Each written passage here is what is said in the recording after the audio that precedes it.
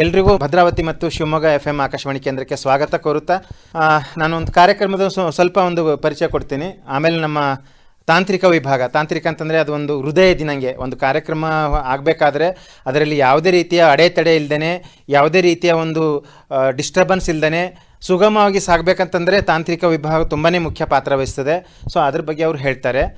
ನಾನು ಈಗ ನಿಮ್ಮನ್ನು ಕೇಳೋದಂದರೆ ಇದರಲ್ಲಿ ಎಷ್ಟು ಜನ ರೇಡಿಯೋ ಕೇಳ್ತೀರಿ? ರೇಡಿಯೋ ಸೆಟ್ ಇದೆ ಕೆಲವೊಬ್ಬರ ಹತ್ರ, ಆದರೂ ಮೊಬೈಲಲ್ಲೂ ಕೂಡ ಬರುತ್ತೆ ತಮ್ಮ ಹತ್ರ ಅಲ್ವಾ? ಇದರಲ್ಲಿ ಎಷ್ಟು ಜನ ಮಹಿಳೆಯರ ಕಾರ್ಯಕ್ರಮ ಕೇಳ್ತೀರಿ? ಮತ್ತು ಗ್ರಾಮಾಭಿವೃದ್ಧಿ ಕಾರ್ಯಕ್ರಮ ಅಂದರೆ ಮಧ್ಯಾಹ್ನ ವನಿತಾ ವಿಹಾರ ಅಂತ ಹೇಳಿ ಬರುತ್ತೆ, ಅದರಲ್ಲಿ ಸಾಧಕಿಯ ಪರಿಚಯ ಮಾಡ್ತಾರೆ. ಅಂದರೆ ಕೆಲವೊಬ್ರು ಯಾರಿಗೋ PhD ಪದವಿನ ಮಾಡಿದ್ದಾರೆ. ಅಜ್ಜಂಪುರ ತಾಲೂಕದವರು ಒಬ್ಬರು ಸಾಮಾನ್ಯ ಒಬ್ಬ ಅಂಗನವಾಡಿ ಕಾರ್ಯಕರ್ತೆ, ಏನು 10ನೇ ಕ್ಲಾಸು ಪಾಸ್ ಆಗಿಲ್ಲ, ಅವರಿಗೆ ಗೌರವ ಡಾಕ್ಟರೇಟ್ ಬಂದಿದೆ. ಅಂದರೆ ಅವ್ರು ಮಾಡೋ ಒಂದು ಸಮಸ್ಯೆ ಎಲ್ಲದರಲ್ಲೂ ಇದ್ದಾರೆ. ಅವರು ಸಾಹಿತ್ಯದಲ್ಲಿದ್ದಾರೆ, ನಾಟಕದಲ್ಲಿದ್ದಾರೆ, ರಂಗಭೂಮಿಯಲ್ಲಿದ್ದಾರೆ, ಸಮಾಜ ಸೇವೆಯಲ್ಲಿದ್ದಾರೆ. ಈ ಒಡಂಬಡಿಕೆ ಅಂತ ಹೇಳ್ತೀವಲ್ಲ, ಅಂದರೆ ಮಧ್ಯಸ್ಥಿಕೆ ವಹಿಸ್ತಾರಲ್ಲ, ಈಗ ಕೋರ್ಟ್ ಆಗಲಿ, ಪೊಲೀಸ್ ಸ್ಟೇಷನ್ ಆಗಿರಲಿ, ಯಾರಿಗೆ ಗೊತ್ತಿರಲ್ಲ ವಿಚಾರ ಅದನ್ನು ವಿಚಾರ ಹೇಳೋದು, ಆಮೇಲೆ ಸ್ಕೀಮ್ಸ್ ಬಗ್ಗೆ ಹೇಳೋದು, ಈ ಥರ ಎಲ್ಲದರಲ್ಲೂ ಇದ್ದಾವೆ. ಒಂದು ದಿವಸನೂ ಅವರು ಯಾವತ್ತೂ ರೆಸ್ಟೇ ತೊಗೊಂಡಿಲ್ಲ, ಲೀವೇ ತೊಗೊಳ್ಳೋದಿಲ್ಲಂತೆ. ಅದು ಒಂದು ಕಾರಣ ಇದೆ, ಅವರು ಮಧ್ಯ ವಯಸ್ಸಿನಲ್ಲೇ ಅವ್ರ ಹಸ್ಬೆಂಡ್ ತೀರ್ಕೊಂಡ್ಬಿಟ್ರು. ಸೊ ತೀರ್ಕೊಂಡು ಬಿದ್ದಾಗ ಇಡೀ ಕುಟುಂಬದ ಒಂದು ಭಾರ ಏನಪ್ಪ ಅಂತಂದರೆ ಅವ್ರ ಮೇಲೆ ಬಿತ್ತು. ಹೆಂಗಪ್ಪ ಮಾಡಬೇಕು ಅಂತಂತ ಹೇಳಿ ಹಗಲು ರಾತ್ರಿ ದುಡ್ದು ಒಬ್ಬ ಮಗಳಿಗೆ ಸಾಫ್ಟ್ವೇರ್ ಇಂಜಿನಿಯರ್ ಮಾಡಿದ್ದಾರೆ, ಇನ್ನೊಬ್ಬಳು ಮಗಳು ಓದ್ತಾ ಇದ್ದಾರೆ. ಒಳ್ಳೆಯ ಒಂದು ಸಂಬಂಧ ಮಾಡಿಬಿಟ್ಟು ಬೆಂಗಳೂರಲ್ಲಿ ಮದುವೆ ಮಾಡಿದ್ದಾರೆ. ಹುಡುಗನೂ ಕೂಡ ಸಾಫ್ಟ್ವೇರ್ ಇಂಜಿನಿಯರ್. ಸೊ ಈಗ ಮೊನ್ನೆ ನಾನೇ ಸಂದರ್ಶನ ಮಾಡಿದೆ ಅವರಿಗೆ, ತುಂಬ ಹೆಮ್ಮೆ ಆಯಿತು ನನಗೆ. ಸೊ ಈಗ ಇದರಲ್ಲಿ ಈಗ ಆಕಾಶವಾಣಿಯಲ್ಲಿ ನಿಮಗೆ ನಾವು ಮಾಹಿತಿ, ಮನರಂಜನೆ ಮತ್ತು ಶಿಕ್ಷಣ ಈ 3 ಉದ್ದೇಶದಿಂದ ಆರಂಭ ಆಗಿದ್ದು. ಮಾಹಿತಿ ಅಂದರೆ ಸರ್ಕಾರಿ ಯೋಜನೆಗಳ ಬಗ್ಗೆ ಮಾಹಿತಿ ಆಗಿರ್ಬೋದು, ವೈದ್ಯಕೀಯ ಒಂದು ಸಲಹೆ ಆಗಿರ್ಬೋದು, ಕೃಷಿ ಸೇವೆಗಳಾಗಿರ್ಬೋದು, ಇನ್ನೂ ಬೇರೆ ಬೇರೆ ಎಲ್ಲದರಲ್ಲೂ ಎಲ್ಲ ರಂಗದ ಒಂದು ಮಾಹಿತಿನ ಕೊಡ್ತಕ್ಕಂಥ ವ್ಯವಸ್ಥೆ ಮಾಡ್ತೀವಿ ನಾವು. ಬೆಳಗ್ಗೆ ನೀವು 6 ಗಂಟೆಗೆ ಆನ್ ಮಾಡಿದರೆ ರಾತ್ರಿ 11 ಗಂಟೆವರೆಗೂ ಕೂಡ ವಿವಿಧ ಕಾರ್ಯಕ್ರಮಗಳಿರ್ತವೆ. ಭಾವಗೀತೆ ಇರ್ತದೆ, ಚಿತ್ರಗೀತೆ ಇರ್ತದೆ, ನೀವು ಕೇಳಿದ್ದು ಇಷ್ಟಪಟ್ಟಿದ್ದ ಚಿತ್ರಗೀತೆ ಇರ್ತದೆ. ನೀವು ಪತ್ರ ಹಾಕಿರೋದು ಅದಕ್ಕೆ ಪೋಸ್ಟ್ ಕಾರ್ಡ್ ಇನ್ನೂ ಇದೆ ನಮ್ಮ ಹತ್ರ, ಪೋಸ್ಟ್ ಕಾರ್ಡ್ ಬರೀತಾರೆ ನೋಡಿ, ಇಂಥ ಸಾಂಗ್ ಇದು ಮರಿ ಅದು ಇನ್ನೂ ಬರ್ತವೆ ನಮಗೆ. ಸೊ ಆ ಮುಖಾಂತರನೂ ಕೇಳ್ತಾರೆ, ನೇರ ಪ್ರಸಾರದಲ್ಲಿ ಇರ್ತಾರೆ. ಆಮೇಲೆ ನಿಮ್ಮ ಒಂದು ಇದು ಅಪೇಕ್ಷೆ ಮೇರೆಗೆ ನೇರ ಪ್ರಸಾರ ಕೂಡ ಮಾಡ್ತೀವಿ. ಈಗ ಸಪೋಸ್ ಸರ್ ಅಧಿಕಾರಿಗಳನ್ನ ಕರೆಸಿಬಿಟ್ಟು ನೀವು ಸ್ಕೀಮ್ಸ್ ಬಗ್ಗೆ ಯಾಕೆ ಹೇಳೋದಿಲ್ಲ ಅಂತ ಹೇಳಿದಾಗ ಆ ಥರದ ಕಾರ್ಯಕ್ರಮ ಕೂಡ ನಾವು ಮಾಡ್ತಾ ಇದ್ದೀವಿ. ನಾವು ಏನೇ ಮಾಡಿದ್ರು ಇದು ಸಮಾಜಕ್ಕೆ ಪೂರಕವಾದಂಥ ಮತ್ತು ಅಭಿವೃದ್ಧಿಗೆ ಪೂರಕ ಆಗಿರ್ತಕ್ಕಂಥ ಕಾರ್ಯಕ್ರಮಗಳನ್ನು ಮಾಡ್ತೀವಿ ನಾವು ಏನೇ ಮಾಡಿದ್ರು. ಇದರಲ್ಲಿ ಸರ್ಕಾರಿ ಸಂಸ್ಥೆ ಇದು. ಸೊ ಇದರಲ್ಲಿ ನಮಗೆ ಯಾವುದೋ ಒಂದು ಹಣ ಪಡೆಯೋದು ಅಥವಾ ಹಣ ತಗೊಂಡು ಇದು ಮಾಡೋದು ಆ ಥರದ್ದು ಏನೂ ಇಲ್ಲ. ಇದೆ ಅದು ಯಾವುದಂದರೆ ಅಡ್ವರ್ಟೈಸ್ ಮುಖಾಂತರ ತಗೊಳ್ತೀವಿ. ಅಂದರೆ ಈಗ ನೀವು ಜಾಹೀರಾತು ಕೊಡ್ತೀರಲ್ಲ, ಪೇಪರಲ್ಲಿ ಜಾಹೀರಾತು ಕೊಡ್ತಾರೆ ನೋಡಿ, ಪ್ರಕಟಣೆ ಥರದ್ದು, ಅದೇ ಥರ ನಾವು ಕೂಡ ಮಾಡ್ತೀವಿ. ಅದು ನಮಗೀಗ ಅದನ್ನು ಹಚ್ಚಿದ್ದಾರೆ. ಯಾಕಂದರೆ ಬರೀ ಪುಕ್ಕಟೆ ಅಂತಂದರೆ ಯಾರೂ ವ್ಯಾಲ್ಯೂ ಮಾಡೋದಿಲ್ಲ. ಒಂದು ಸ್ವಲ್ಪ ನೀವು ಕೂಡ ದುಡಿಯೋದನ್ನು ಕಲೀರಿ ಅಂತಂದಿನಂಗೆ ನಮಗೂ ಅದು ಮಾಡಿದ್ದಾರೆ. ಒಂದು 4-5 ವರ್ಷ 10 ವರ್ಷ ಆಯಿತು ಆ ಥರ ಮಾಡಿದ್ದಾರೆ. ಅದು ನಮಗೂ ಕೂಡ ಟಾರ್ಗೆಟ್ ಇರುತ್ತೆ, ವರ್ಷಕ್ಕಿಷ್ಟು ನೀವು ಗಳಿಸ್ಬೇಕು ಅಂತಲೇ ಇರುತ್ತೆ. ಯಾಕಂದರೆ ಈಗ ಪ್ರತಿಯೊಂದು ನೋಡ್ತಾ ಇರೋದು ಅದೇ ಅಲ್ವಾ, ವಾಟ್ ಈಸ್ ದ ಔಟ್ಕಮ್ ಅಂತಾರೆ, ಏನು ಹೊರಗಡೆ ಏನು ಬರುತ್ತೆ, ಹೌದು ನಾವು ಕೊಡ್ತಾ ಇದ್ದೀವಿ. ಈಗ ಕೃಷಿ ಚಟುವಟಿಕೆಗಳಿಂದ ತಮಗೆ ಗೊತ್ತಿದೆ, ಗೊಬ್ಬರ ಬೀಜ ಎಲ್ಲ ಹಾಕಿರ್ತೀವಿ, ಕೊನೆಗೆ ಏನು ಬಂತಪ್ಪ ಅಂತಂತ ಹೇಳಿ ಅದೇ ಥರ ಇದು ಮಾಡ್ತಾ ಇದ್ದಾರೆ. ಸೊ ಜಾನಪದ ಗೀತೆಗಳು ಕೂಡ ಪ್ರಸಾರ ಆಗುತ್ತೆ ಪ್ರತಿ ದಿವಸ 12 ಗಂಟೆಗೆ. ಹೆಚ್ಚು ಕಡೂರು ಮತ್ತು ಬೀರೂರು ಅಂದರೆ ಮಹಿಳೆಯರು ಜಾಸ್ತಿ ಅದರಲ್ಲಿ ಭಾಗವಹಿಸ್ತಾರೆ. ಅವರೇ ಆ ಕಡೆನವರು ಜಾಸ್ತಿ, ಕಡೂರು, ಬೀರೂರು, ಅಜ್ಜಂಪುರ, ಆಮೇಲೆ ಅರಸೀಕೆರೆ ಜಾಸ್ತಿ ನಾವು ಆ ಕಡೆನವರೇ ಸಾಮಾನ್ಯವಾಗಿ ಹೇಳಬೇಕಂತಂದರೆ. ಮತ್ತು ಈಗ ಕಾರ್ಯಕ್ರಮದಲ್ಲಿ ವೈದ್ಯಕೀಯದ್ದು ಕೂಡ ಇದೆ, ಸಮಾಜ ಸೇವೆ ಮಾಡಿರ್ತಕ್ಕಂಥವ್ರದ್ದು ಕೂಡ ಇದೆ, ಕೃಷಿಯಲ್ಲಿ ಸಾಧನೆ ಮಾಡಿರ್ತಕ್ಕಂಥವ್ರು ಕೂಡ ಇದೆ, ಶಿಕ್ಷಣ ಈಗ PS ಸಂಸ್ಥೆ ಆಗಿರ್ಬೋದು ಅಥವಾ ಬೇರೆ ಗೌರ್ಮೆಂಟ್ ಪಾಲಿಟೆಕ್ನಿಕಲ್ ಕಾಲೇಜ್ ಆಗಿರ್ಬೋದು. ಆಯಾ ಸಮಯದಲ್ಲಿ ಈಗ ನೋಡಿ, ಈಗ ITI ಈಗ ಅಡ್ಮಿಷನ್ ಶುರು ಆಯ್ತದೆ, ಅಂಥದ್ದು ಸಮಯದಲ್ಲಿ ಅವ್ರನ್ನ ಕರೆಸ್ಬಿಟ್ಟು ಏನು ಅವಕಾಶ ಇದೆಯಪ್ಪ, ಈಗ PUC ಆದಮೇಲೆ ಏನು ಮಾಡಬೇಕು ಕೆಲವೊಬ್ರಿಗೆ ಗೊತ್ತೇ ಆಗೋದಿಲ್ಲ ಏನು ಮಾಡಬೇಕು. ಯಾಕಂದರೆ ಅವರು ಯಾರೂ ಇರೋದಿಲ್ಲ, ಹಿಂದೆ ಹೇಳೋರು ಅಂದರೆ ಹಿಂಗೆ ಮಾಡಪ್ಪ ಹಿಂಗಿಲ್ಲಪ್ಪ ಅಂತ ಯಾರು ಹೇಳೋರು ಇರೋದಿಲ್ಲ. ಸೊ ಹಾಗಾಗಿ ಏನು ಮಾಡ್ತಾರೆ, ಅವ್ರಿಗೆ ಇಷ್ಟ ಬಂದಂಗೆ ಒಳ್ಳೆ ಮಾರ್ಕ್ಸ್ ತೊಗೊಂಡಿರ್ತಾರೆ, ಎಲ್ಲ ಮಾಡಿರ್ತಾರೆ, ಆದರೆ ಅವ್ರಿಗೆ ದಾರಿ ಗೊತ್ತಾಗೋದಿಲ್ಲ. ಎಲ್ಲೋ ಹೋಗಿ ಯಾವುದೋ ಒಂದು ಇದು ಮಾಡಿ ಸಿಕ್ಕಾಕೊಂಡು ಒದ್ದಾಡ್ತಾ ಇರ್ತಾರೆ. ಅಂಥವರಿಗೆ ಒಂದು ಗೈಡೆನ್ಸ್ ಥರ, ಅಂದರೆ ನಮ್ಮ ಆಕಾಶವಾಣಿ ಮುಖಾಂತರ ಅವರಿಗೆ ಒಂದು ಸಲಹೆ ಥರ ನಾವು ಕರೆಸ್ಬಿಟ್ಟು ಅದನ್ನು ಮಾಡ್ತೀವಿ, ಪ್ರೋಗ್ರಾಮ್ನ ಮಾಡ್ತೀವಿ. ಮತ್ತು ಹಿರಿಯರಿಗೂ ಕೂಡ ನಾವು ಕಾರ್ಯಕ್ರಮ ಇರುತ್ತೆ, ಹಿರಿಯರ ಕಾರ್ಯಕ್ರಮ ಅಂತಂತ ಹೇಳ್ಬಿಟ್ಟು. ಸೊ ಈ ಥರ ವಿವಿಧ ಕಾರ್ಯಕ್ರಮ ಇದು ನಾವು ಕಂಡುಕೊಂಡಿರೋ ಹಾಗೆ ಯಾವ ಒಂದು ಚಾನಲಲ್ಲಿ ನಿಮಗೆ ಸಿಗೋದಿಲ್ಲ ಅಲ್ವಾ.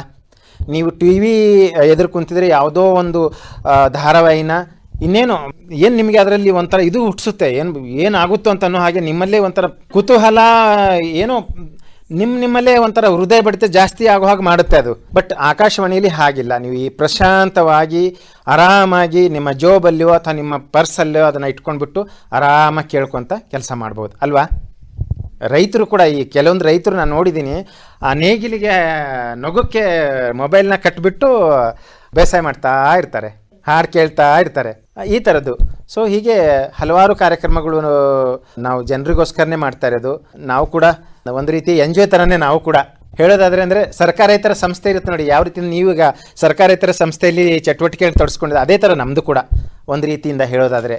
ಆದರೆ ನಮಗೆ ಸರ್ಕಾರದಿಂದ ಸಪೋರ್ಟ್ ಇದೆ. ಆ ಒಂದು ನಿಟ್ಟಿನಲ್ಲಿ ನಾವು ನಿಮಗೆ ನೀಡ್ತಕ್ಕಂಥ ಒಂದು ಕಾರ್ಯಕ್ರಮ ಏನೇ ಇರಲಿ ಅದ್ರ ಬಗ್ಗೆ ನೀವು ವಿಮರ್ಶೆ ಮಾಡ್ಬೋದು, ಅಥವಾ ಇದು ಸರಿ ಇಲ್ಲ ಅಂತಲೂ ಹೇಳ್ಬೋದು, ಅಥವಾ ಇಂಥದೇ ಬೇಕಂತೂ ಕೂಡ ಹೇಳ್ಬೋದು. ಬಟ್ ಈಗಿನ ಒಂದು ಇದರಲ್ಲಿ ಏನಂತಂದರೆ ಸ್ವಲ್ಪ ಕಾರ್ಮೋಡ, ಈ ಬಣ್ಣದ ಲೋಕದಲ್ಲಿ ಸ್ವಲ್ಪ ಕಾರ್ಮೋಡ ಕವಿದಿನಂಗೆ ಆಗಿದೆ. ಅಂದರೆ ಯಾರಪ್ಪ ಕೇಳ್ತಾರೆ ಅಥವಾ ಯಾರಪ್ಪ ಅಂತ. ಬಟ್ ಇದು ಒಂದು ಅಮೃತ ಕೊಡ್ತಕ್ಕಂಥದ್ದು. ಇಲ್ಲಿವರೆಗೆ ಈಗ 90ನೇ ವರ್ಷ ಆಕಾಶವಾಣಿ ಆರಂಭ ಆಗಿ 90ನೇ ವರ್ಷ ಸಂಭ್ರಮ. ಈಗ ಇಂಥ ಸಂಸ್ಥೆ ಎಷ್ಟೋ ಬಂದು ಹೋದು ಪ್ರೈವೇಟ್, ಅವು 1 ವರ್ಷದ ಜೊತೆಲೇ ಮುಚ್ಕೊಂಡು ಹೋದ್ರು ಅವರು. ಬಟ್ ಇದು ಸರ್ಕಾರಿ ಸಂಸ್ಥೆ ಆಗಿರೋದ್ರಿಂದ ನಿರಂತರವಾಗಿ ಜನಸೇವೆಯನ್ನು ಮಾಡ್ತಕ್ಕಂಥದ್ದು, ನಿರಂತರವಾಗಿ ಕೇಂದ್ರ ಸರ್ಕಾರದ ರಾಜ್ಯ ಸರ್ಕಾರದ ಒಂದು ಕಾರ್ಯಕ್ರಮಗಳನ್ನು ಜನರಿಗೆ ಪರಿಚಯ ಮಾಡಿಸ್ತಕ್ಕಂಥದ್ದು, ಇನ್ನೂ ಬೇರೆ ಹಲವು ಒಂದು ಯೋಜನೆಗಳ ಬಗ್ಗೆ ಪ್ರಸಾರ ಮಾಡ್ಕೊಂಡಿರೋದಕ್ಕೋಸ್ಕರ ಇನ್ನೂ ಕೇಳೋರು ಇದ್ದಾರೆ. ತಮ್ಮ ಮನೆಯಲ್ಲಿ ಟಿ ವಿ ಇದ್ರೂ ಕೂಡ ರೇಡಿಯೋ ಸೆಟ್ ಇಟ್ಕೊಂಡಿದ್ದಾರೆ, ಪಕ್ಕದಲ್ಲಿ ಟಿ ವಿ ಇರುತ್ತೆ, ಈ ಕಡೆ ರೇಡಿಯೋ ಇರುತ್ತೆ, ಇದ್ದಾರೆ. ನಾವು ಇಲ್ಲ ಅಂತ ಹೇಳೋದಿಲ್ಲ. ಅಂದರೆ ಹಳೆ ಒಂದು ತಲೆಮಾರಿನವರು. ಈಗಿನವರು ಇದ್ದಾರೆ, ಹಾಡ ಕೇಳ್ತಾರೆ, ಮತ್ತೊಂದು ಟ್ಯೂನ್ ಮಾಡ್ತಾರೆ, ಬೇರೆ ಕಡೆ ಟ್ಯೂನ್ ಮಾಡಿಬಿಡ್ತಾರೆ. ಬೋರ್ ಆಯ್ತಂದ್ರೆ ಈಗ ಪೇಷನ್ಸ್ ಇಲ್ಲ, 5 ನಿಮಿಷ ಕೇಳಿದ ತಕ್ಷಣವೇ ಬೇರೆ ತಿರ್ಸ್ಬಿಡ್ತಾರೆ. ಅವರಿಗೆ ಕೇಳೋದು ಒಂದು ಅರ್ಧ ಗಂಟೆ ಕೇಳಬೇಕು, ಯಾರ ಹತ್ರನೂ ಇಲ್ಲ, ಎಲ್ಲ ಅರ್ಜೆಂಟ್ ಆಗಬೇಕು. ಸೊ ಅದು ಇವಾಗಿಂದ ಒಂದು ಫುಡ್ ಅಂತ ಹೇಳ್ಬೋದು, ಅಥವಾ ಇವಾಗಿನ ಒಂದು ವಾತಾವರಣ ಅಂತ ಹೇಳ್ಬೋದು. ಹಿಂದೆ ಎಲ್ಲ ಸಾವಯವ ಕೃಷಿ ಬಗ್ಗೆ ತುಂಬಾ ಧರ್ಮಸ್ಥಳ ಗ್ರಾಮಾಭಿವೃದ್ಧಿಯವರು, ನಾನು ಮಂಗಳೂರಲ್ಲಿದ್ದೆ, ಅಲ್ಲಿ ತುಂಬ ಚೆನ್ನಾಗಿದೆ ಚಟುವಟಿಕೆಗಳೇನಿದ್ದಾವಲ್ಲ ಧರ್ಮಸ್ಥಳ ಗ್ರಾಮಾಭಿವೃದ್ಧಿ ಯೋಜನೆದು. ಸಾವಯವ ಕೃಷಿ ಆಗಿರಲಿ, ಸಾಲ ಕೊಡೋದ್ರಲ್ಲಾಗಿರಲಿ, ಅಥವಾ ಬೇರೆ ಇನ್ನೂ ಪ್ರತಿಯೊಂದು ದಿವಸನೂ ಒಂದೊಂದು ಕಾರ್ಯಕ್ರಮ ಇರ್ತದೆ. ಒಂದೊಂದು ಹಳ್ಳಿಯಲ್ಲಿ ಪ್ರತಿಯೊಂದು ದಿವಸ ಎಲ್ಲ ಅಧಿಕಾರಿಗಳನ್ನು ಸೇರಿಸ್ಕೊಂಡ್ಬಿಟ್ಟು ಮಾಡ್ತಕ್ಕಂಥ ಒಂದು ಕಾರ್ಯಕ್ರಮ, ಸರ್ಕಾರಿ ಅಧಿಕಾರಿಗಳನ್ನ. ಯಾಕಂದರೆ ಇಲ್ಲಿ ಸರ್ಕಾರಿ ಅಧಿಕಾರಿಗಳು ಬಗ್ಗೋದಿಲ್ಲ ಅಷ್ಟೊಂದು ಆ ಒಂದು ಸೈಡಲ್ಲಿ. ಧರ್ಮಸ್ಥಳ ಗ್ರಾಮಾಭಿವೃದ್ಧಿ ಯಾವಾಗ ಬಂತ ಅಂದ ತಕ್ಷಣ ಎದ್ದು ಬಿಡ್ತಾರೆ ಅವರು ಕೂಡ. ಅವರು ಸ್ವಲ್ಪ ಅವರಿಗೂ ಕೂಡ ಇದಾಗುತ್ತೆ, ಏನು ನಾವು ಹೋಗಬೇಕು, ನಾವು ಕೂಡ ಅವರಲ್ಲಿ ಸೇರ್ಕಬೇಕು, ಮಾಡಬೇಕು, ಏನಾದರೂ ಮಾಹಿತಿ ಕೊಡಬೇಕು ಅಂತ ಹೇಳ್ತಾರೆ. ಸೊ ಹಾಗಾಗಿ ತುಂಬಾ ಆ ಒಂದು ಭಾಗದಲ್ಲಿ ತುಂಬಾ ಉಡುಪಿ, ನಾನು ಕಂಡುಕೊಂಡಿರೋ ಹಾಗೆ ಉಡುಪಿ ಮತ್ತು ಕುಂದಾಪುರ, ಆಮೇಲೆ ಕಾಸರಗೋಡಿನ ಕೆಲವೊಂದು ಬಾರ್ಡರಲ್ಲಿ ತುಂಬ ಚೆನ್ನಾಗಿದೆ. ಈ ಭಾಗದಲ್ಲಿ ಅಂದರೆ ಶಿವಮೊಗ್ಗ ತನಕ ಚೆನ್ನಾಗೇ ಇದೆ. ಈ ಕಡೆಯಿಂದ ಉತ್ತರ ಕರ್ನಾಟಕ ಕಡೆ ಸ್ವಲ್ಪ ನನಗನ್ಸುತ್ತೆ ಅಲ್ವಾ ಮೇಡಮ್, ಸ್ವಲ್ಪ ಹಾಂ. ಸೊ ಹಾಗಾಗಿ ಧರ್ಮಸ್ಥಳ ಗ್ರಾಮಾಭಿವೃದ್ಧಿ ಯೋಜನೆ ತುಂಬಾ ಜನರ ಒಂದು ಹಿತ ಕಾಪಾಡೋದ್ರಲ್ಲಿ, ಜನರ ಒಂದು ಕಷ್ಟಗಳನ್ನು ಯಾರು ಸರ್ಕಾರ ಕೇಳೋದಿಲ್ವೋ ಧರ್ಮಸ್ಥಳ ಗ್ರಾಮಾಭಿವೃದ್ಧಿ ಯೋಜನೆಯವರು ಕೇಳ್ತಾರೆ, ಹತ್ತಿರ ಹೋಗ್ತಾರೆ, ಏನು ಕಷ್ಟ ಇದೆ ಏನಿಲ್ಲ ಆದಷ್ಟು ಸಹಾಯ ಮಾಡ್ತಾರೆ. ವ್ಯವಹಾರ ಇದ್ದಿರ್ಬೋದು, ಅದು ಬೇರೆ ವಿಚಾರ ಅಲ್ವಾ. ಬಟ್ ಒಂದು ವ್ಯಕ್ತಿ ಕಷ್ಟದಲ್ಲಿದ್ದಾನೆ ಅಥವಾ ಒಂದು ಮಹಿಳೆ ಕಷ್ಟದಲ್ಲಿದ್ದಾನೆ ಅಂದರೆ ಅಲ್ಲಿ ಮನೆ ತನಕ ಹೋಗಿ ಕೂಡ ಅವರಿಗೆ ಸಹಾಯ ಮಾಡ್ತಕ್ಕಂಥದ್ದು ಅಂದರೆ ಅದು ಧರ್ಮಸ್ಥಳ ಗ್ರಾಮಾಭಿವೃದ್ಧಿ ಯೋಜನೆ. ಯಾಕಂದರೆ ನಾನು ಅಲ್ಲಿ ಇದ್ದಾಗ ಇದೆಲ್ಲ ಅನುಭವಿಸಿದ್ದೆ. ನಾನು ಕೂಡ ಹೋಗ್ತಿದ್ದೆ, ಅವರು ಒಂದು ಎಲ್ಲೆಲ್ಲಿ ಕಾರ್ಯಕ್ರಮ ಮಾಡ್ತಿದ್ರು ಅಲ್ಲಿ ಹೋಗಿ ನಾನು ರೆಕಾರ್ಡ್ ಮಾಡ್ಕೊಂಡು ಬಂದು ಅದನ್ನೇ ಪ್ರಸಾರ ಮಾಡ್ತಿದ್ದೆ. ನಾನು ಕಾವಂದ್ರ ಹತ್ರ ಕೂಡ ನಾನು ಹೋಗಿದ್ದೆ. ಮೊದಲನೇ ವಿಶ್ವ ತುಳು ಸಮ್ಮೇಳನದಲ್ಲಿ ನಾನು ಮೊದಲು ಹೋಗಿ ಅವ್ರ ಹತ್ರ ರೆಕಾರ್ಡ್ ಮಾಡಿಕೊಂಡು ಅದನ್ನು ಪ್ರಸಾರ ಮಾಡಿದವನು ನಾನು, ಮೊದಲ ವ್ಯಕ್ತಿ ನಾನು ಆ ಒಂದು ಭಾಗದಲ್ಲಿ. ಆಮೇಲೆ ಇನ್ನೂ ಬೇರೆ ಆಯಿತು, 2ನೇ ವಿಶ್ವ ತುಳು ಆಯಿತು ಅನಿಸುತ್ತೆ ಮೇಡಮ್ ಅಲ್ವಾ. ಬಟ್ ಮೊದಲನೇ ವಿಶ್ವ ತುಳು ಸಮ್ಮೇಳನಕ್ಕೆ ನಾನು ಇದ್ದೆ ಅಲ್ಲಿ. ಇಡೀ ಒಂದು ವಾರದ ಕಾರ್ಯಕ್ರಮನ ನಾನು ಪೂರ್ತಿ ನೇರ ಪ್ರಸಾರದಲ್ಲಿ ಅಲ್ಲಿ ನಾನು ಮಾಡಿದ್ದೆ. ನಮ್ಮ ತಾಂತ್ರಿಕ ವಿಭಾಗದ ಒಂದು ಸಹಕಾರದೊಂದಿಗೆ, ಅವರ ಒಂದು ಸಹಾಯದೊಂದಿಗೆ. ಆಮೇಲೆ ನಿಮ್ಗೆ ಏನಾದರೂ ಪ್ರಶ್ನೆ ಇದ್ದರೆ ಆಮೇಲೆ ಕೇಳಿ. ಈ ಕಾರ್ಯಕ್ರಮದ ಕುರಿತು ಏನಾದರೂ ಪ್ರಶ್ನೆ ಇದ್ದರೆ ನೀವು ಕೇಳಬಹುದು. ಈಗ ಮುಂದುವರಿದು ತಾಂತ್ರಿಕ ವಿಭಾಗದ ಮುಖ್ಯಸ್ಥರು, ಅಂದರೆ ತಾಂತ್ರಿಕ ವಿಭಾಗದಲ್ಲಿ ಏನೇನು ಒಂದು ಕಾರ್ಯಚಟುವಟಿಕೆಗಳು ಮಾಡ್ತಾರೆ, ಯಾವ ರೀತಿಯಿಂದ ಹೇಗೆ ಏನು ಕತೆ, ಕಾರ್ಯಕ್ರಮಕ್ಕೆ ಪೂರಕವಾಗಿ ಯಾವ ರೀತಿಯಿಂದ ಇವರು ಬೆನ್ನೆಲುಬು ಆಗಿದ್ದಾರೆ ಅಂತ ಅನ್ನೋದನ್ನು ಕೃಷ್ಣಪ್ಪ ಅವರು ಹೇಳ್ತಾರೆ. ಸರ್ ಎಲ್ಲರಿಗೂ ನಮಸ್ಕಾರ. ನಿಮ್ಮನ್ನೆಲ್ಲ ನೋಡಿ ಭಾಳ ಸಂತೋಷ ಆಗ್ತಾ ಇದೆ. ಇವತ್ತು ಈ ಒಂದು ಆಕಾಶವಾಣಿ ಕೇಂದ್ರಕ್ಕೆ ಎಲ್ಲ ಹಿರಿಯವರು, ಮಾತೃಶ್ರೀ ಸಮಾನದಂಥ ಭಾಳಷ್ಟು ಜನ ಹೆಣ್ಮಕ್ಳುಗಳೆಲ್ಲ ಬಂದಿದ್ದೀರಾ, ಭಾಳ ಸಂತೋಷ. ಏಕೆಂದರೆ ಮೊದಲಿಂದಲೂ ಕೂಡ ಈ ಧರ್ಮಸ್ಥಳದ ಈ ಗ್ರಾಮೀಣ ಉದ್ಯೋಗ ಈ ಸಂಸ್ಥೆಗಳು, ಸ್ವಸಹಾಯ ಸಂಸ್ಥೆಗಳು, ಸ್ತ್ರೀ ಸಂಘಗಳು, ಈ ರೀತಿ ಒಂದು ಸಮಾಜದಲ್ಲಿ ಸಾಕಷ್ಟು ಒಂದು ಕಾರ್ಯಕ್ರಮಗಳನ್ನು ಧರ್ಮಸ್ಥಳದ ವತಿಯಿಂದ ಹಮ್ಮಿಕೊಂಡು ಈ ಸಮಾಜಕ್ಕೆ, ರಾಜ್ಯಕ್ಕೆ ಮತ್ತು ದೇಶಕ್ಕೆ ಒಂದು ಒಳ್ಳೆಯ ಕೊಡುಗೆನ ನೀವೆಲ್ಲರೂ ಕೊಡ್ತಾ ಇದ್ದೀರಾ. ಇವತ್ತು ವಿಶೇಷವಾಗಿ ನಮ್ಮ ಆಕಾಶವಾಣಿಗೆ ಬಂದು ನಮ್ಮ ಆಕಾಶವಾಣಿನಲ್ಲಿ ಯಾವ ರೀತಿ ಕಾರ್ಯಕ್ರಮಗಳು ನಡೀತವೆ, ಯಾರಾದರೂ ಆಕಾಶವಾಣಿ ಮೊದಲು ಬಂದಿದ್ರಾ ಅಥವಾ ಇದು ಮೊದಲೇ ಸಾರಿ ಬರ್ತಾ ಇರೋದು, ಇದಕ್ಕಿಂತ ಮೊದಲು ಬಂದಿದ್ದೀರಾ? ಯಾಕೆಂದರೆ ನೀವು ರೇಡಿಯೋದಲ್ಲಿ ನಮ್ಮ ಪ್ರೋಗ್ರಾಮ್ನ ಕೇಳ್ತಾ ಇರ್ತೀರಾ, ಆದರೆ ಯಾವ ರೀತಿ ಕಾರ್ಯಕ್ರಮಗಳು ಮಾಡ್ತಾರೆ ಅನ್ನೋದು ನೀವು ಪ್ರತ್ಯಕ್ಷವಾಗಿ ನೋಡಿರೋದಿಲ್ಲ. ಈ ಒಂದು ಅವಕಾಶ ಸಾಮಾನ್ಯವಾಗಿ ನಾವು ಬೇರೆ ನಮ್ಮ ಈ ಕಾಲೇಜಿಂದ, ಇನ್ಸ್ಟಿಟ್ಯೂಷನಿಂದ, ITI ಅಥವಾ ಡಿಪ್ಲೊಮಾ ಅಥವಾ ಇಂಜಿನಿಯರಿಂಗ್ ಕಾಲೇಜಿಂದ ಯಾರಾದರೂ ಬರಬೇಕು ಅಂದರೆ ಅವ್ರು ನಾವು ಚಾರ್ಜಸ್ ಇಷ್ಟು ಅಮೌಂಟ್ ಕೊಡಬೇಕು ಅಂತ ಒಂದು ನಮ್ಮ ಗೌರ್ಮೆಂಟ್ ಆಫ್ ಇಂಡಿಯಾ ಒಂದು ರೇಟ್ ಫಿಕ್ಸ್ ಮಾಡಿರುತ್ತೆ. ಆದರೆ ನಿಮಗೆ ಆ ರೀತಿ ಯಾವುದೇ ಒಂದು ಶುಲ್ಕ ಇರೋದಿಲ್ಲ, ಅಮೌಂಟ್ ಏನೂ ಇರೋದಿಲ್ಲ ನಿಮಗೆ. ಯಾಕೆಂದರೆ ನಮಗೆ ಹೆಮ್ಮೆ ನೀವೆಲ್ಲ ಬಂದು ನಮ್ಮ ಆಕಾಶವಾಣಿನ ನೋಡೋದು ಮತ್ತು ನಮ್ಮ ಆಕಾಶವಾಣಿಗಳ ಕಾರ್ಯಕ್ರಮವನ್ನು ಕೇಳ್ತಾ ಇರೋದು ಭಾಳ ಸಂತೋಷ. ನಮ್ಮಲ್ಲಿ ಎಲ್ಲ ರೀತಿಯ ಕಾರ್ಯಕ್ರಮಗಳನ್ನು ಆಕಾಶವಾಣಿ ನಮ್ಮ ಸಾರ್ವಜನಿಕರಿಗೆ, ಈ ದೇಶದ ಜನಗಳಿಗೆ ಎಲ್ಲ ರೀತಿಯ ಕಾರ್ಯಕ್ರಮಗಳನ್ನು ಕೊಡ್ತಾ ಇದ್ದೀವಿ. ಶಿಕ್ಷಣದ ಬಗ್ಗೆ ಆಗಿರ್ಬೋದು, ಆರೋಗ್ಯದ ಬಗ್ಗೆ ಆಗಿರ್ಬೋದು, ಒಂದು ಸಮಾಜದ ಬಗ್ಗೆ ಆಗಿ ಸಾಧನೆ ಮಾಡಿರುವಂಥ ವ್ಯಕ್ತಿಗಳ ಬಗ್ಗೆ ಆಗಿರ್ಬೋದು, ಎಲ್ಲ ರೀತಿಯ. ಮತ್ತು ಇದಕ್ಕಾಗಿ ನೀವು ಯಾವುದೇ ರೀತಿಯಾದಂಥ ಈಗ ನೀವು ಯಾವುದೇ ಬೇರೆ ಒಂದು ಚಾನಲ್ಲು ಅಥವಾ ಪ್ರೋಗ್ರಾಮನ್ನು ನೋಡಬೇಕು ಅಂದರೆ ಅದಕ್ಕೆ ನೀವು ಇಷ್ಟು ಅಮೌಂಟ್ ಅಂತ ಕೊಡಬೇಕಾಗುತ್ತೆ. ಆದರೆ ಆಕಾಶವಾಣಿ ಕಾರ್ಯಕ್ರಮ ನೋಡೋದಕ್ಕೆ ಯಾವುದೇ ರೀತಿಯಾದಂತಹ ಒಂದು ಅಮೌಂಟನ್ನು ನೀವು ಕೊಡೋಂಗಿರೋದಿಲ್ಲ. ಈಗ ಸಾಮಾನ್ಯವಾಗಿ ರೇಡಿಯೋ ಭಾಳಷ್ಟು ಮನೆಗಳಲ್ಲಿ ರೇಡಿಯೋ ಸೆಟ್ ಇನ್ನು ಕೆಲವರು ಇಟ್ಕೊಂಡಿರ್ತೀರ. ಯಾರು ರೇಡಿಯೋ ಇಲ್ಲ ಅವರು ಮೊಬೈಲಲ್ಲೂ ಕೂಡ ಈಗಿನ ಕಾರ್ಯಕ್ರಮಗಳನ್ನು ಕೇಳ್ಬೋದು. ಮೊಬೈಲಲ್ಲಿ ಭಾಳಷ್ಟು ಆ್ಯಪ್ ಇದ್ದಾವೆ. ಅದರಲ್ಲೂ ನ್ಯೂಸ್ ಆನ್ ಏರ್ ಅಂತ ಒಂದು ಆ್ಯಪ್ ಇದೆ, ನ್ಯೂಸ್ ಆನ್ ಏರ್. ಅದನ್ನು ನಿಮಗೆ ಗೊತ್ತಾಗಲಿಲ್ಲ ಅಂದರೆ ನಿಮ್ಮ ಯಾರಾದರೂ ಗೊತ್ತಿರೋಂಥವ್ರು ಮಕ್ಕಳಿಗೆ ಹೇಳಿದ್ರೆ ನಿಮ್ಮ ಮೊಬೈಲಲ್ಲಿ ಆ್ಯಪ್ನ ಡೌನ್ಲೋಡ್ ಮಾಡಿಕೊಡ್ತಾರೆ, ನ್ಯೂಸ್ ಆನ್ ಏರ್. ಅದರಲ್ಲಿ ನೀವು ನಮ್ಮ ಆಕಾಶವಾಣಿದ ಎಲ್ಲ ಕಾರ್ಯಕ್ರಮಗಳನ್ನು ಕೇಳ್ಬೋದು. ಭದ್ರಾವತಿ ಕಾರ್ಯಕ್ರಮ, ಇದೇ ಕಾರ್ಯಕ್ರಮ ನಮ್ಮ ಶಿವಮೊಗ್ಗ ಟ್ರಾನ್ಸ್ಮಿಟರಿಂದ ಬರುತ್ತೆ. ಮತ್ತು ನಿಮಗೆ ಈ ಬೇರೆ ಆಕಾಶವಾಣಿ ಕಾರ್ಯಕ್ರಮ ಬೆಂಗಳೂರದ್ದು ಕೇಳಬೇಕು ಅಂದರೂ ಕೇಳ್ಬೋದು. ಸೊ ಮೊಬೈಲಲ್ಲಿ ನೀವು ನ್ಯೂಸ್ ಆನ್ ಏರ್ ಆ್ಯಪನ್ನು ಡೌನ್ಲೋಡ್ ಮಾಡಿಕೊಂಡ್ರೆ ನಮ್ಮ ಆಕಾಶವಾಣಿ ಎಲ್ಲ ಕಾರ್ಯಕ್ರಮಗಳನ್ನು ಕೇಳ್ಬೋದು. ಇಲ್ಲ ನಿಮಗೆ ಕೆಲಸಗಳನ್ನು ಮಾಡಿಕೊಂಡು ಮೊಬೈಲು ಇಲ್ಲ ಅಂದರೆ ಕೂಡ ಈಗೆಲ್ಲ 1,500 2 ಸಾವಿರ ರೂಪಾಯಿನಲ್ಲಿ ಒಂದು ಒಳ್ಳೆಯ ರೇಡಿಯೋ ಸೆಟ್ಗಳು ಇತ್ತೀಚೆಗೆ ಭಾಳಷ್ಟು ಒಳ್ಳೆಯ ಸೆಟ್ಗಳು ಬರ್ತಾ ಇದೆ. ಒಂದು ಸರಿ ತೊಗೊಂಡ್ರೆ ನಿಮಗೆ ನೀವು ಇರೋವರೆಗೂ ಕೇಳ್ತಾ ಇರ್ಬೋದು ಕಾರ್ಯಕ್ರಮಗಳನ್ನು. ಇದರಲ್ಲಿ ಏನಂದರೆ ನಿಮ್ಮ ಕೆಲಸವನ್ನು ಮಾಡಿಕೊಂಡು ಆಕಾಶವಾಣಿ ಕಾರ್ಯಕ್ರಮಗಳನ್ನು ಕೇಳಿಕೊಂಡು, ಸೊ ನಿಮಗೆ ಇದರಲ್ಲಿ ಒಂದು ಒಳ್ಳೆಯ ರೀತಿಯ ಕಾರ್ಯಕ್ರಮಗಳು, ಮನೋರಂಜನೆ ಕಾರ್ಯಕ್ರಮಗಳಾಗಿರ್ಬೋದು, ಆರೋಗ್ಯದ ಬಗ್ಗೆ ಎಲ್ಲ ರೀತಿಯ ಕಾರ್ಯಕ್ರಮಗಳನ್ನು ನೀವು ಕೇಳ್ತಾ ಇರ್ಬೋದು. ಹಾಗಾಗಿ ರೇಡಿಯೋ ತೊಗೊಳ್ಬೇಕು ಅವಕಾಶ ತೊಗೊಳ್ಬೋದು ನೀವು, ಸಂತೋಷ. ಅದೇನು ಭಾಳಷ್ಟು ಈಗ ಮೊದಲಷ್ಟೇನು ಜಾಸ್ತಿ ಇರೋದಿಲ್ಲ. ರೇಡಿಯೋನು ತೊಗೊಳ್ಬೋದು, ಮೊಬೈಲ್ ಇದ್ದರೆ ಮೊಬೈಲ್ ಆ್ಯಪಲ್ಲೂ ಕೇಳ್ಕೊಳ್ಬೋದು. ನಮ್ಮ ಕಾರ್ಯಕ್ರಮಗಳನ್ನು ಕೇಳಿ. ನಮ್ಮ ಆಕಾಶವಾಣಿ ಭದ್ರಾವತಿನಲ್ಲಿ ಒಟ್ಟು ಈಗ ನಮ್ಮದು ಏನಿರುತ್ತೆ, ಯಾವುದೇ ಒಂದು ಕಾರ್ಯಕ್ರಮನ ನಾವಿಲ್ಲಿ ನಮ್ಮ ಸ್ಟುಡಿಯೋಗಳಿದ್ದಾವೆ, ಇಲ್ಲಿಯೇ ಸ್ಟುಡಿಯೋದಲ್ಲಿ ಕೆಲವೊಂದು ಪ್ರೋಗ್ರಾಮ್ನ ಇಲ್ಲೇ ರೆಕಾರ್ಡ್ ಮಾಡ್ಕೊಳ್ತೀವಿ. ನಮ್ಮಲ್ಲಿ 4-5 ಸ್ಟುಡಿಯೋಗಳಿದ್ದಾವೆ. ಪ್ರೋಗ್ರಾಮನ್ನು ಎಲ್ಲ ರೆಕಾರ್ಡ್ ಮಾಡಿಕೊಂಡು ನಮ್ಮ ಕಾರ್ಯಕ್ರಮ ವಿಭಾಗ, ತಾಂತ್ರಿಕ ವಿಭಾಗ, ಇಂಜಿನಿಯರಿಂಗು ಮತ್ತು ನಮ್ಮ ಅಡ್ಮಿನ್ ಸೆಕ್ಷನ್ 3 ಸೆಕ್ಷನ್ನು ಸೇರಿಕೊಂಡು ಒಂದು ಆಕಾಶವಾಣಿಯಲ್ಲಿ ಈ 3 ಸೆಕ್ಷನ್ ಎಲ್ಲೋದ್ರೂ ಎಲ್ಲ ಕಡೆ ಇರುತ್ತೆ. ಈ ಕಾರ್ಯಕ್ರಮ ವಿಭಾಗದವರು ಕಾರ್ಯಕ್ರಮವನ್ನು ಎಲ್ಲ ಮಾಡಿದ ನಂತರ ನಾವು ತಾಂತ್ರಿಕ ವಿಭಾಗದವರು ಅದಕ್ಕೆ ಬೇಕಾದಂಥ ತಾಂತ್ರಿಕ ನೆರವನ್ನು ಒಟ್ಟಾಗಿ 2 ಟೀಮು ಸೇರಿಕೊಂಡು ನಾವು ಕೆಲಸ ಮಾಡಬೇಕಾಗುತ್ತೆ. ಇಲ್ಲಿ ಈ ಸ್ಟುಡಿಯೋದಲ್ಲಿ ರೆಕಾರ್ಡ್ ಆಗಿರುವಂಥ ಒಂದು ಪ್ರೋಗ್ರಾಮನ್ನು ನಾವು ಮತ್ತೆ ಇಲ್ಲಿಂದ ನಮ್ಮದು ಟ್ರಾನ್ಸ್ಮಿಟರ್ಗಳು ಎಲ್ಲಿರುತ್ತೆ ಅಲ್ಲಿಗೆ ಕಳಿಸ್ತೀವಿ ಪ್ರೋಗ್ರಾಮ್ನ. ಅಲ್ಲಿಂದ ನಿಮಗೆ ರೇಡಿಯೋವರೆಗೂ ಬರುತ್ತೆ ಪ್ರೋಗ್ರಾಮು. ಅಂದರೆ ಟ್ರಾನ್ಸ್ಮಿಟರ್ ನಮ್ಮಲ್ಲಿ ಎಲ್ಲಿರುತ್ತೆ ಅಂದರೆ, ನಮ್ಮಲ್ಲಿ ಈಗ ಭದ್ರಾವತಿದು 3 ಟ್ರಾನ್ಸ್ಮಿಟರ್ ಇದ್ದಾವೆ. ಒಂದು ಟ್ರಾನ್ಸ್ಮಿಟರು ನಮ್ಮ ಇಲ್ಲೇ ಸ್ಟುಡಿಯೋದಲ್ಲಿ, ಈ ಪಕ್ಕದಲ್ಲಿ ನಮ್ಮದು ಕಂಟ್ರೋಲ್ ರೂಮ್ ಹತ್ರ ಸ್ಟುಡಿಯೋ ಇದೆ ಅಲ್ಲಿ ಒಂದು FM ಟ್ರಾನ್ಸ್ಮಿಟರ್ ಇದೆ. ಆ FM ಟ್ರಾನ್ಸ್ಮಿಟ್ರು ಹಿಂದೆ ಒಂದು ದೊಡ್ಡದು ಟವರ್ ಇದೆ, ಅದ್ರದ್ದು ಆ್ಯಂಟನ ಇಲ್ಲೇ ಇರೋದು. 103.5 ಮೆಗಾಹರ್ಟ್ಸ್ ಇದು ನಮ್ಮ ಫ್ರೀಕ್ವೆನ್ಸಿ. ಈಗ ಫ್ರೀಕ್ವೆನ್ಸಿ ಹೆಂಗೆ ಅಂದರೆ, ನೀವು ಭದ್ರಾವತಿ ಪ್ರೋಗ್ರಾಮ್ ಯಾವುದು ಇದೇ ನಮಗೆ ಭದ್ರಾವತಿ ಪ್ರೋಗ್ರಾಮು ಅಂತ ಹೆಂಗೆ ಗೊತ್ತಾಗುತ್ತೆ ಅಂದರೆ, ನೀವು ಕಾರ್ಯಕ್ರಮನ ಆ ಒಂದು ಫ್ರೀಕ್ವೆನ್ಸಿ ಇರ್ತಲ್ಲ ಅದನ್ನು ಒಂದ್ಸಲ ಟ್ಯೂನ್ ಮಾಡಿ ಇಟ್ಕೊಂಡ್ರೆ ಕಂಟಿನ್ಯೂಸ್ ಆಗಿ ಕೇಳ್ತಾ ಇರ್ಬೋದು. FM 103.5 ಮೆಗಾಹರ್ಟ್ಸ್ ಏನಿದೆ ಅದು ನಮ್ಮ ಭದ್ರಾವತಿದು ಒಂದು ಟ್ರಾನ್ಸ್ಮಿಟರ್ ಇಲ್ಲಿ ಇರೋದು, FM ಟ್ರಾನ್ಸ್ಮಿಟ್ರು. ಇದಲ್ಲದೆ ಇನ್ನೊಂದು ಅಂದರೆ ಈಗ ಅದು ಮೊಬೈಲಲ್ಲಿ ಬರೋದಿಲ್ಲ, ನಿಮಗೆ ಮೊದಲಿನ ರೇಡಿಯೋ ಇದೆಯಲ್ಲ ಅದರಲ್ಲಿ ಮೀಡಿಯಂ ಟ್ರಾನ್ಸ್ಮಿಟರ್ ಅಂತ 3 ಬ್ಯಾಂಡ್ ಬರ್ತಿತ್ತು ರೇಡಿಯೋದಲ್ಲಿ ಮೊದಲು. SW, MW, FM ಅಂತ ಎಲ್ಲ ಬರ್ತಿತ್ತು. ಅದು ಟ್ರಾನ್ಸ್ಮಿಟ್ರು ಸುಣ್ದಳ್ಳಿಲಿದೆ ನಮ್ಮದು, ನಮ್ಮ ಭದ್ರಾವತಿದೇನೆ. ಇದಕ್ಕೆ ಸಂಬಂಧಪಟ್ಟಂಥದ್ದೇ ಟ್ರಾನ್ಸ್ಮಿಟರನ್ನೇ ಸುಣ್ದಳ್ಳಿಲಿದೆ. ಅದು 675 ಕಿಲೋಹರ್ಟ್ಸ್ ಅಂತ. ನೀವು ಅದರಲ್ಲಿ ಕೇಳಿದ್ರು ಒಂದೇ ಕಾರ್ಯಕ್ರಮನೇ. ಭದ್ರಾವತಿ ಆಕಾಶವಾಣಿದೆ ಇದೆಲ್ಲ ಕಾರ್ಯಕ್ರಮಗಳು ಕೊಡೋದು. 103.5 ಇದರಲ್ಲೂ ನೀವು ಕೊಡೋ ನಮ್ಮ ಕಾರ್ಯಕ್ರಮ ಕೇಳ್ಬೋದು. ಜೊತೆಗೆ ಶಿವಮೊಗ್ಗದಲ್ಲಿ ಫೆಬ್ರವರಿ 24ನೇ ತಾರೀಕು ಅಲ್ಲಿ ಇನ್ನೊಂದು ಹೊಸದು FM ಟ್ರಾನ್ಸ್ಮಿಟರು, ಅಲ್ಲೂ ಕೂಡ ನಾವು ಇನ್ನೊಂದು ನಮ್ಮ ಅಂದರೆ ಇದು ಏನು 1 ಕಿಲೋವ್ಯಾಟ್ ಅಂತ ಇದ್ರದ್ದು ಸಾಮರ್ಥ್ಯ ಇತ್ತು, ಅದು 10 ಕಿಲೋವ್ಯಾಟು 10 ಕಿಲೋವ್ಯಾಟು ಟ್ರಾನ್ಸ್ಮಿಟ್ರು ಶಿವಮೊಗ್ಗದಲ್ಲಿ, ಅದು 101.4 ಮೆಗಾಹರ್ಟ್ಸು.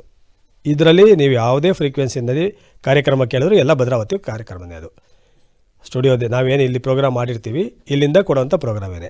ಅದರಿಂದ ನಿಮಗೆ ಮೀಡಿಯಮ್ ಟ್ರಾನ್ಸ್ಮಿಟರ್ ಆದರೂ ಕೇಳಿ, ಶಾರ್ಟ್ FM ಟ್ರಾನ್ಸ್ಮಿಟರ್ ಆದರೂ ಕೇಳ್ಬೋದು, 103.56 ಕೇಳಿ, 101.4 ಯಾವುದಾದ್ರು ನೀವು ಅದರಲ್ಲಿ ಒಂದ್ಸಲಿ ನೀವು ಅದನ್ನು ಫ್ರೀಕ್ವೆನ್ಸಿನ ಟ್ಯೂನ್ ಮಾಡಿ ಇಟ್ಕೊಂಡ್ರೆ ನೀವು ಅದನ್ನು ನಿರಂತರವಾಗಿ ಕಾರ್ಯಕ್ರಮ ಬರ್ತಾ ಇರ್ತದೆ, ಕೇಳ್ತಾ ಇರ್ಬೋದು.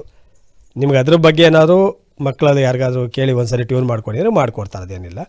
ಸೊ ನಿಮ್ಮ ಹತ್ರ ರೇಡಿಯೋ ಇದ್ದರೆ ರೇಡಿಯೋದಲ್ಲಿ ಕೇಳಿ, ಅಥವಾ ಮೊಬೈಲ್ ಇದ್ದರೆ ಮೊಬೈಲಲ್ಲಾದರೂ ಕೇಳ್ಬೋದು.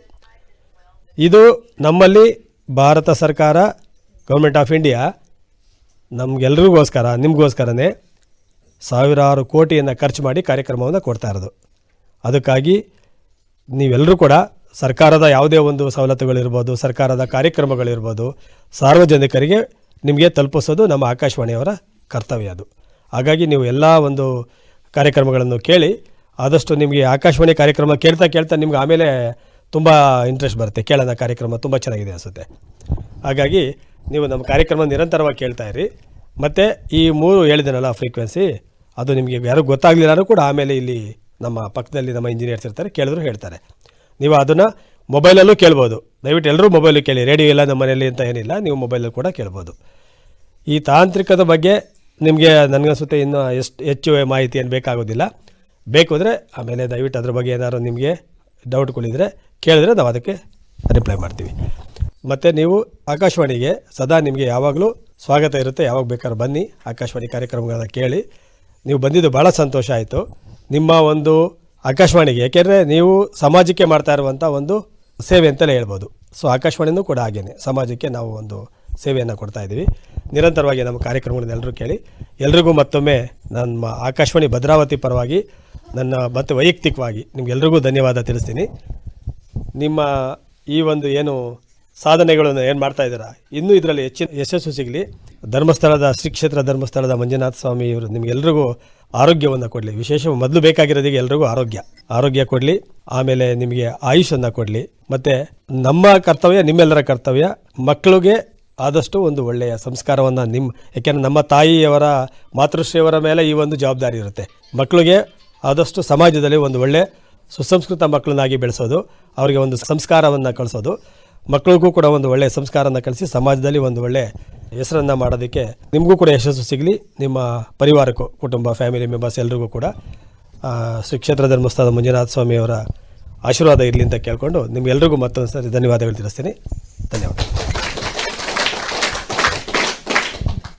ನಿಮಗೆ ಆಕಾಶವಾಣಿ ಬಗ್ಗೆ ಆಗಲಿ ಅಥವಾ ಕಾರ್ಯಕ್ರಮದ ಬಗ್ಗೆ ಆಗಲಿ ಏನಾದರೂ ಪ್ರಶ್ನೆಗಳು ಕೇಳೋದಿದ್ರೆ ಕೇಳ್ಬೋದು. ಓಕೆ, ನಾವೆಲ್ಲರೂ ಕೂಡ ಚಿಕ್ಕವರಿದ್ದಾಗ ರೇಡಿಯೋ ಕೇಳಿನೇ ಬೆಳೆದಿದ್ದಲ್ವಾ ಅಲ್ಲ? ಯಾಕಂದ್ರೆ ರೇಡಿಯೋ ನಮ್ಮ ತಾಯಿ ಅಥವಾ ಅಜ್ಜಿಯವರೆಲ್ಲ ರೇಡಿಯೋ ಹಾಕಿಟ್ಟಾಗ ಅದು ಅವಾಗಲೇ ನಮಗೆ ವಾರ್ತೆ ಮುಗೀತು ಅಂತ ಹೇಳಿದ್ರೆ 8 ಗಂಟೆ ಆಯ್ತು ಅಂತ ಅರ್ಥ ಅಲ್ವಾ? 7:50ಕ್ಕೆ ವಾರ್ತೆ ಮುಗೀತಿತ್ತು ನಮಗೆ. ಅವಾಗ ಏನಂತ ಹೇಳಿದರೆ ಹೌದಲ್ಲ, ಇದು ರೇಡಿಯೋ ಕೇಳಿನೇ ಬೆಳೆದಿದ್ದು. ಟಿ ವಿ ಎಲ್ಲ ಆಲ್ಮೋಸ್ಟ್ ಅಲ್ಲಿ ಯಾರ ಮನೇಲಿ ಕೂಡ ಇರಲಿಲ್ಲ. ಎಲ್ಲ ಹಳ್ಳಿಯಲ್ಲಿ ಶ್ರೀಮಂತರ ಮನೆಯೆಲ್ಲ ಇರ್ತಿತ್ತು ಅಲ್ವಾ, ಸ್ವಲ್ಪ ಅನುಕೂಲ ಇದ್ದವ್ರ ಮನೇಲಿ. ಈಗ ಮೊಬೈಲ್ ಇದೆ, ನೀವು ಮೊಬೈಲಲ್ಲೇ ಎಲ್ಲ ನೋಡ್ಬೋದು. ಈಗ ನಿಮ್ಗೆ ರೇಡಿಯೋ ಇಲ್ಲ ಅಂತ ಹೇಳಿದ್ರು ಕೂಡ ಅವ್ರು ಹೇಳಿದ್ರು ಯಾಪ್ ಹಾಕೊಂಡು ನೀವು ನೋಡ್ಬೋದು ಅಂಥೇಳಿ. ಇವತ್ತು ಆಕಾಶವಾಣಿಗೆ ಏನಂತ ಹೇಳಿದರೆ ನಮ್ಮ ಮಹಿಳೆಯರು ಸಾಧನೆ ಮಾಡಿರ್ತಾರೆ, ಕೆಲಸ ಮಾಡ್ತಾರೆ, ಅನೇಕ ಅವರು ಶ್ರಮಪಟ್ಟು ಎಲ್ಲ ಕೆಲಸ ಏನು ಅವರು ಹಪ್ಪಳ ಸಂಡಿಗೆ ವ್ಯಾಪಾರ ಮಾಡ್ತಾ ಇರ್ಬೋದು, ಅಥವಾ ಹೂವಿನ ತೋಟ ಮಾಡ್ತಾ ಇರ್ಬೋದು, ಅಥವಾ ಏನೋ ಒಂದು ಮಾದರಿ ಕೃಷಿ ಮಾಡ್ತಾ ಇರ್ಬೋದು. ಮಹಿಳೆಯರು ತುಂಬ ಕಷ್ಟಪಡ್ತಾರೆ. ಬಟ್ ಏನಂದರೆ ಹೇಳ್ಕೊಳಂಗಿಲ್ಲ ಅಲ್ವಾ? ನಿಮ್ಗೊಂದು ವೇದಿಕೆ ಇರಲ್ಲ, ಹೇಳ್ಕೊಳಿಕ್ಕೆ ಅವಕಾಶಗಳಿರಂಗಿಲ್ಲ. ಹಾಗಾಗಿ ಏನಂತ ಹೇಳಿದ್ರೆ ಇವತ್ತು ಆಕಾಶವಾಣಿ ಮುಖಾಂತರ ಏನಂದರೆ ಮಾದರಿ ಮಹಿಳೆಯನ್ನು ಯಾರು ನೀವು ಅಭಿವೃದ್ಧಿ ಆಗಿದ್ದೀರಿ, ಅವರ ಹಿಂದಿನ ಜೀವನ ಹೇಗಿತ್ತು ಮತ್ತು ಯಾವ ರೀತಿಯಾಗಿ ಅಭಿವೃದ್ಧಿ ಆದರೂ ಅದನ್ನೆಲ್ಲ ಕೂಡ ಈ ಆಕಾಶವಾಣಿಯಲ್ಲಿ ರೆಕಾರ್ಡ್ ಮಾಡಿ ಜನಕ್ಕೆ ಏನು ಮಾಡ್ತಾರೆ, ಪ್ರಸಾರ ಮಾಡ್ತಾರೆ. ನೀವು ಹೇಗೆ ಮಾದರಿ ಆಗಿದ್ರಿ ಅದೇ ರೀತಿ ನಿಮ್ಮ ಮಾತುಗಳಿಂದ ನಮ್ಮ ಕರ್ನಾಟಕ ಏನು ಎಲ್ಲಿ ಇದು ಆಕಾಶವಾಣಿ ಪ್ರಸಾರ ಆಗ್ತದಲ್ಲ ಎಲ್ಲ ಕಡೆಗೂ ಮಹಿಳೆಯರು ಸಾಧನೆ ಮಾಡಲಿ ಅನ್ನೋ ಉದ್ದೇಶ ಆಕಾಶವಾಣಿದು. ಹಾಗಾಗಿ ಮಹಿಳೆಯರಿಗೆ ಜ್ಞಾನವಂತರಾಗ್ರಿ ಅನ್ನೋ ಉದ್ದೇಶ ಅವ್ರದ್ದು ಒಂದೇ ಉದ್ದೇಶ ಇರೋದು, ನಮ್ಮದು ಕೂಡ ಒಂದೇ ಉದ್ದೇಶ ಇರೋದು. ಜ್ಞಾನ ವಿಕಾಸದಲ್ಲಿ ಕೂಡ ಇವತ್ತು ಯಾಕೆ ನಿಮ್ಮನ್ನು ಕರ್ಕೊಂಡು ಬಂದಿದೆ ಅಂತ ಹೇಳಿದರೆ, ಜ್ಞಾನ ವಿಕಾಸ ಮಹಿಳೆಯರಿಗೆ ನಿಮ್ಮ ಜ್ಞಾನವನ್ನು ಹೆಚ್ಚಿಸ್ಕೋಬೇಕು ಅಂಥೇಳಿ ಅಲ್ವಾ? ಆಕಾಶವಾಣಿ ಮುಖಾಂತರ ಏನು ಇಲಾಖೆಗಳಿಂದ ಸಿಗ್ತದೆ ಅಂಥೇಳಿ ನಿಮ್ಮ ಮಕ್ಕಳಿಗೆ ಹೇಳಬೇಕು, ನಿಮ್ಮ ಮನೆಯವ್ರಿಗೆ ಹೇಳಬೇಕು. ಯಾಕಂದರೆ ಅವ್ರಿಗೆ ಗೊತ್ತಿರಲ್ಲ, ಕೆಲಸಕ್ಕೆ ಹೋಗ್ತಾರೆ ಬರ್ತಾರೆ, ಮಕ್ಕಳಿಗೆ ಇನ್ನೂ ತಿಳುವಳಿಕೆ ಇರೋದಿಲ್ಲ, ಇಲ್ಲಿ ಏನು ಪ್ರಸಾರ ಮಾಡ್ತಾರೆ, ಹೇಗೆ ಮಾಡ್ತಾರೆ. ನಿಮ್ಮಂದ್ರೆ ವಿಡಿಯೋ ರೆಕಾರ್ಡ್ ಮಾಡಿದ್ದು ನೋಡಿದಾಗ ಅವ್ರಿಗೊಂಥರ ಖುಷಿ ಆಗ್ತದೆ. ನಮ್ಮಮ್ಮ ಇವತ್ತೇನೋ ಒಂದು ಇದು ರೇಡಿಯೋದಲ್ಲಿ ಬಂತು, ಒಂಥರ ಅವರು ಮಾತುಗಳನ್ನು ಕೇಳುವ ಖುಷಿ ಆಗ್ತಲ್ವಾ. ಹಾಗಾಗಿ ಇವತ್ತು ನಮ್ಗೆ ಮಾಹಿತಿ ನೀಡಿದ್ದಾರೆ ಕೃಷ್ಣಪ್ಪ ಸರ್ ಅವರು. ಮತ್ತು ಇಲ್ಲಿ ರೆಕಾರ್ಡನ್ನು ಕೂಡ ಮಾಡ್ತಾರೆ ನಮ್ಮ ಸುಧಾಕರ್ ಸರ್ ಅವರಿದ್ದಾರೆ. ಅವರಿಗೆ ನಮ್ಮ ಯೋಜನೆ ಪರವಾಗಿ ತುಂಬ ಹೃದಯದ ಧನ್ಯವಾದ ಸಲ್ಲಿಸ್ತೇನೆ. ಆತ್ಮೀಯ ಕೇಳುಗರೆ ಹಾಗೂ ರೈತ ಬಾಂಧವರೇ, ಇವತ್ತು ನಮ್ಮ ಜೊತೆ ಜ್ಞಾನ ವಿಕಾಸ ಕೇಂದ್ರ ಭದ್ರಾವತಿ 1 ಇಲ್ಲಿನ ಫಲಾನುಭವಿಗಳು ಇದ್ದಾರೆ. ಅದರಲ್ಲಿ ಒಬ್ರು ಈಗ ಅವರ ಒಂದು ಅನುಭವಗಳನ್ನ ಹೇಳ್ತಾರೆ ನಮ್ಮ ಜೊತೆಗೆ. ಬನ್ನಿ ಕೇಳೋಣ. ಎಲ್ರಿಗೂ ನಮಸ್ಕಾರ. ನನ್ನ ಹೆಸರು ಸುಕನ್ಯಾ ಅಂತ ಹೇಳಿ, ಭದ್ರಾವತಿ ತಾಲೂಕು ಗೋಣಿಬೀಡು ನಮ್ಮೂರು. ನನಗೆ ಈ ಧರ್ಮಸ್ಥಳ ಸಂಘಕ್ಕೆ ಸೇರಿದ ಮೇಲೆ ನಮಗೆ ಅಧ್ಯಯನ ಪ್ರವಾಸ ಅಂತ ಹೇಳಿ ಈಗೇನೆ ನಾವು ಈಗ ಬಂದಿದ್ದೀವಲ್ಲ ಅದೇ ಥರ ಕರ್ಕೊಂಡೋದ್ರು. ಅಲ್ಲಿ ಭಟ್ಕಳ ಮತ್ತು ಕುಮಟ ಆ ಕಡೆ ಸೈಡ್ ಕರ್ಕೊಂಡೋದಾಗ ತುಂಬ ಘಟಕಗಳನ್ನ ನಮಗೆ ಪರಿಚಯ ಮಾಡಿಕೊಡ್ತಾ ಹೋದರು. ನಮಗೂ ಅವಾಗ ಕುಟುಂಬದಲ್ಲಿ ಒಂದು ಸ್ವಲ್ಪ ಕಷ್ಟದ ವಾತಾವರಣಗಳಿದ್ವು. ಅಲ್ಲಿ ನಾವು ಅವ್ರನ್ನೆಲ್ಲ ನೋಡಿದಾಗ ನಮಗೇನನ್ನಿಸ್ತು, ಏನಾದರೂ ನಾನು ಒಂದು ಮಾಡ್ಬೋದಲ್ಲ ಅಂತ ನನ್ನ ಮನಸ್ಸಿಗೆ ಬಂತು. ಅಲ್ಲಿ ಒಂದು ಉಪ್ಪಿನಕಾಯಿ ಘಟಕಕ್ಕೆ ಹೋದ್ವಿ. ಅಲ್ಲಿ ಉಪ್ಪಿನಕಾಯಿ ತಯಾರಿ ಮಾಡ್ತಾ ಇದ್ರು, ಅದನ್ನೆಲ್ಲ ನೋಡಿದ್ವಿ. ಅವ್ರು ಹೆಂಗೆ ಅದನ್ನೆಲ್ಲ ಸ್ಟೋರ್ ಮಾಡ್ತಾರೆ, ಅದನ್ನ ಹೆಂಗೆ ತರ್ತಾರೆ ಅಂತ ಅಲ್ಲೂ ಒಂದು ಸ್ವಲ್ಪ ನಮಗೆಲ್ಲ ಮಾಹಿತಿಗಳನ್ನ ನಮಗೆ ಕೊಟ್ಟರು. ಆ ಮಾಹಿತಿನ ನಾನು ತಗೊಂಡು ನನ್ನ ಮನಸ್ಸಲ್ಲಿ ಇಟ್ಕೊಂಡಿದ್ದೆ. ನನ್ನ ಕುಟುಂಬಕ್ಕಿದು ನಾನು ಅದನ್ನು ಅಳವಡಿಸ್ಕೊಂಡ್ರೆ ಒಳ್ಳೇದಾಗುತ್ತೆ ನನ್ನ ಜೀವನದಲ್ಲಿ ಅಂತ ಅಂದ್ಬಿಟ್ಟು ನಾನು ಉಪ್ಪಿನಕಾಯಿ ಬಿಸ್ನೆಸ್ಸನ್ನು ಪ್ರಾರಂಭ ಮಾಡಿದಾಗ ನಾನು ಚಿಕ್ಕದಾಗಿ ಮಾಡಿದೆ. ಸುಮ್ಮನೆ ಅಲ್ಲೇ ಸುತ್ತಮುತ್ತ ಊರಲ್ಲಿ ಸುತ್ತಮುತ್ತ ಜನಗಳಿಗೆ ಪ್ರಚಾರ ಮಾಡಿದೆ. ಅಂದರೆ ಉಪ್ಪಿನಕಾಯಿ ಹಾಕ್ಬಿಟ್ಟು ಆರಂಭದಲ್ಲಿ. ಅವಾಗ ತಗೊಂಡು ಹೋಗ್ತಾ ತುಂಬ ಚೆನ್ನಾಗಿರುತ್ತೆ ನಿಮ್ಮ ಉಪ್ಪಿನಕಾಯಿ, ನಮಗೂ ಕೊಡ್ರಿ ಅಂತ. ಹಾಗೆ ಸುತ್ತಮುತ್ತ ಹಳ್ಳಿಯರು ಸಹ ಬರೋಕ್ಕೆ ಸ್ಟಾರ್ಟ್ ಆದರು. ಇಲ್ಲ ಸರ್, ಹೌದು ಸರ್,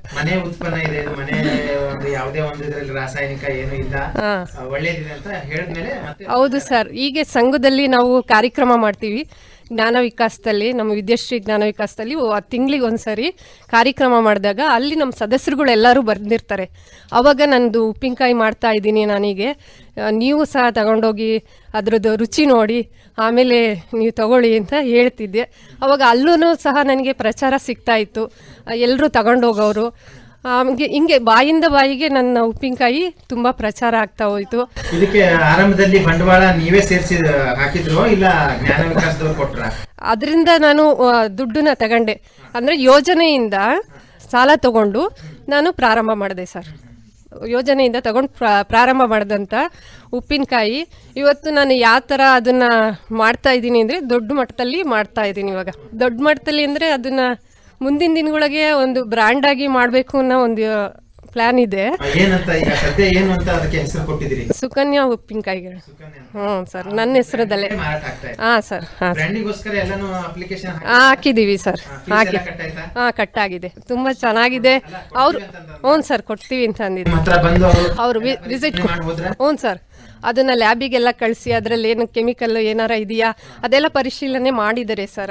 ಅದ್ರ ಬಗ್ಗೆ ಎಲ್ಲ ಹಾಗೇನೆ ಮಾಡ್ತೀವಿ ಸರ್, ವರ್ಷ ಪೂರ್ತಿ ಮಾಡ್ತೀನಿ. ಸೀಸನ್ ಬೈ ಯಾವ ಸೀಸನ್ನಲ್ಲಿ ಯಾವ ಥರದ, ನನಗೆ ನಿಂಬೆಹಣ್ಣಿನ ನಿಂಬೆಹಣ್ಣು ಸೀಸನ್ ಇದ್ದಾಗ ನಿಂಬೆಹಣ್ಣು, ಆಮೇಲೆ ಮಾವಿನಕಾಯಿ ಸೀಸನ್ ಇದ್ದಾಗ ಮಾವಿನಕಾಯಿ, ಎಳ್ಳಿಕಾಯಿ ಇದ್ದಾಗ ಎಳ್ಳಿಕಾಯಿ, ಆಮಟೆಕಾಯಿ ಇದ್ದಾಗ ಅದು ಎಷ್ಟೊಂದು ಥರದ್ದು ಆಮಟೆಕಾಯಿ, ಮಿಡಿಕಾಯಿ, ಎಲ್ಲ ಥರದ್ದು ಉಪ್ಪಿನಕಾಯಿ ಹಾಕ್ತೀನಿ ಸರ್. ಎಲ್ಲ ಥರದ್ದು ಉಪ್ಪಿನಕಾಯಿಗಳು ಸೇಲ್ ಆಗ್ತವೆ, ಎಲ್ಲ ಥರದ್ದು ಕೇಳ್ತಾರೆ. ಅವರ ಒಂದು ಬೇಡಿಕೆ ಮೇಲೆ ಉತ್ಪಾದನೆ ಮಾಡಿರ್ತಾರೋ ಇಲ್ಲ ಮೊದಲೇ ಮಾಡಿರ್ತೀರಾ? ಮೊದಲೇ ನಾನು ಸೀಸನ್ನಾಗಿ ಮಾಡಿ ಇಟ್ಕೊಂಡಿರ್ತೀನಿ ಸರ್. ಅವಾಗ ಅವರು ಯಾವ ಥರದ್ದು ಬೇಕು ನಿಮಗೆ ಅಂತಂದಾಗ ನಾನು ಎಲ್ಲ ಸೀಸನ್ನಾಗೂ ಅವ್ರಿಗೆ ಕೊಡ್ತೀನಿ ಅದನ್ನು. ಆದರೆ ನಮ್ಮದು ಹಾಳಾಗಲ್ಲ ಸರ್ ಉಪ್ಪಿನಕಾಯಿ. ವರ್ಷ ಆದ್ರೂ 2 ವರ್ಷ ಆದ್ರೂ ಹಾಳಾಗ್ದಾಗೆ ಯಾವುದೇ ಕೆಮಿಕಲ್ ಉಪಯೋಗಿಸ್ದಂಗೆ ನಾವು ಮನೇಲಿ ಹೇಗೆ ಹಾಕ್ತೀವೋ ಅದೇ ಥರ ಮಾಡ್ತೀವಿ. ಹಾಗಾಗಿ ಎಲ್ರಿಗೂ ಇಷ್ಟ ಆಗುತ್ತೆ ಉಪ್ಪಿನಕಾಯಿ. ಇನ್ನು ಮುಂದೆ ಏನು ಯಾವ ರೀತಿನ ಮಾಡ್ಬೇಕಂತ ಇದ್ರಿ? ಮಾರಾಟದ ಒಂದು ವ್ಯವಸ್ಥೆಗೆ ಬಂದ್ರೆ, ಯಾಕಂದ್ರೆ ಉತ್ಪನ್ನ ಮಾಡೋದೇ ದೊಡ್ಡದ. ಹೌದು ಸರ್, ಮನೆಯಲ್ಲೆಲ್ಲ ಸೇರ್ಕೊಂಡು ಮಾಡ್ಬೋದು, ಮಾರಾಟ ಮಾಡೋದಿದೆಯಲ್ಲ ಅದೊಂದು ಸ್ವಲ್ಪ ಕಷ್ಟದ ಕೆಲಸ. ಹೌದು ಸರ್. ಈಗ ನಮ್ಮ ಮಗ ಅವಂದು ಈಗ ಇದು ಡಿಗ್ರಿ ಎಲ್ಲ ಮುಗೀತು, BCom ಮುಗಿಸ್ಕೊಂಡು ಅವನೀಗ ಒಂದು ಸ್ವಲ್ಪ ಇದನ್ನ ನಾನು ಒಂದು ಸ್ವಲ್ಪ ಎಕ್ಸ್ಪೀರಿಯನ್ಸಿಗೋಸ್ಕರ ನಾನು ಬೆಂಗಳೂರು ಹೋಗಿ ಬರ್ತೀನಿ ಅಂತ ಹೇಳಿದ್ದಾರೆ ಅವರು. ನಾನು ಇದನ್ನೇ ಬಿಸ್ನೆಸ್ ಆಗಿ ಮಾಡ್ಕೊಳ್ಳೋಣ, ಇದನ್ನೇ ದೊಡ್ಡದಾಗಿ ಮಾಡೋಣ ಅಂತ ಹೇಳಿದ್ದಾರೆ. ಇದೆಯಲ್ಲ ಹಾಂ ಸರ್. ಯಾವ್ದದು ಸಾಗರದ ಹಾಂ, ಶಿರಾಳ್ಕೊಪ್ಪದ್ದು. ಇದು ನಾನು ಬಾಲ್ಯದಲ್ಲಿ ಇರ್ಬೇಕಾದ್ರೆ ನೋಡಿದೆ. ನಾನು ಯಾವಾಗಂತಂದ್ರೆ 87ನೇ ಇಸ್ವಿಯಲ್ಲಿ ಒಂದ್ಸಲ ಕರ್ಕೊಂಡ್ ಬಂದಿದ್ರು ಅವ್ರ ಹತ್ರ. ಅಂದ್ರೆ ಯಾವ ರೀತಿ ಮಾಡ್ತಾ ಇದ್ದಾರೆ, ಅವ್ರು ಚಿಕ್ಕದಿತ್ತು ಅವಾಗ. ವ್ಯಾನ್ಗಳು ಏನು ಇರ್ಲಿಲ್ಲ, ಅಲ್ಲೇ ಒಂದು ಘಟಕದಲ್ಲಿ ಚಿಕ್ಕದಾಗಿ ಮಾಡ್ತಾ ಇದ್ರು. ಫೆಮಿಡಿ ಅವು ಬೇರೆ ಬೇರೆ ಏನೋ ಎಲ್ಲ ಸೇರಿಸ್ಕೊಂಡು ಚಿಕ್ಕ ಒಂದು ಘಟಕದಲ್ಲಿ. ಈಗ ದೊಡ್ಡದಾಗಿದೆ ಬಿಡಿ ಅದು. ಹೌದು ಸರ್, ಹೌದು. ಇಡೀ ಸ್ಟೇಟ್ ಆಗಿದೆ ಈಗ. ಇಡೀ ಸ್ಟೇಟ್ ಅಲ್ಲಿ ಅವ್ರ MN ಪಿಕಲ್ಸ್ ಅಂತ ಪೌಚ್ ಅಲ್ಲಿ ಕೂಡ ಹೋಗ್ತಾ ಇದೆ ಅಲ್ವಾ? ಸೊ ಆ ಒಂದು ಕನಸು ಇಟ್ಕೊಂಡಿದ್ದೀರಾ? ಹೌದು ಸರ್, ಆ ಥರ ಕನಸು ಇಟ್ಕೊಂಡಿದ್ದೀವಿ. ಆಮೇಲೆ ಒಂದು ಬಾಕ್ಸ್ ಅದನ್ನ ರೆಡಿ ಮಾಡೋಕ್ಕೆ ಬಾಕ್ಸ್ ಕಂಪ್ನಿಗೆ ಹೋಗಿ ಅಲ್ಲಿ ಪರ್ಚೇಸ್ ಮಾಡಿ ಅದೆಲ್ಲ ತಗೊಂಡ್ಬಂದಿದ್ದೀವಿ ಸರ್. ಈಗ ಸ್ಟಿಕ್ಕರ್ ರೆಡಿ ಆಗಬೇಕು, ಅದನ್ನ ಸೇಲಿಂಗಿಗೆ. ನಾನು ಹೇಳೋದೇನಂತಂದ್ರೆ, ಹೇಳಿ ಸರ್. ಮುಖ್ಯವಾಗಿ ಪ್ಯಾಕಿಂಗ್ ತುಂಬಾ ಚೆನ್ನಾಗಿರ್ಬೇಕು. ಸರ್, ಅಟ್ರಾಕ್ಟಿವ್ ಆಗಿರ್ಬೇಕು.